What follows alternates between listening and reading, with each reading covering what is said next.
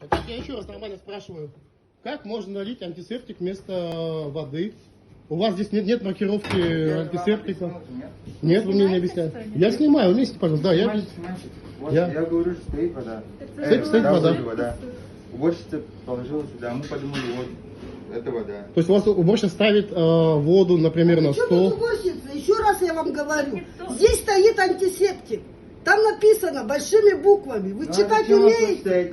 Потому что я его брала оттуда. А это что, уборная, что ли? Не уборная же, правильно? Еще раз мне объясни.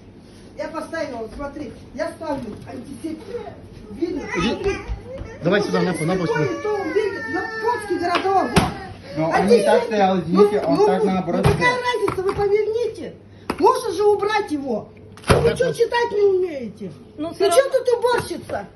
То есть вы налили антисептик? И у вас вообще вода должна где быть? Трехлетнему ребенку, потому что у вас стоит вот так вот на столе вот этот антисептик, как вода? Я спрашиваю, чья это ошибка? Ресторан Чумаран. Ну?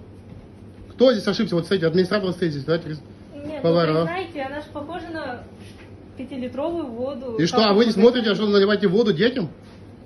Вы налили только что ребенку антисептик. Еще раз говорю. Его сейчас выйдем на скорой, после скорой ждем. Осталось 2 минуты до приезда скорой. Это очень серьезно. Ну и что? Это Вот хоть ошибка. кашель сейчас вам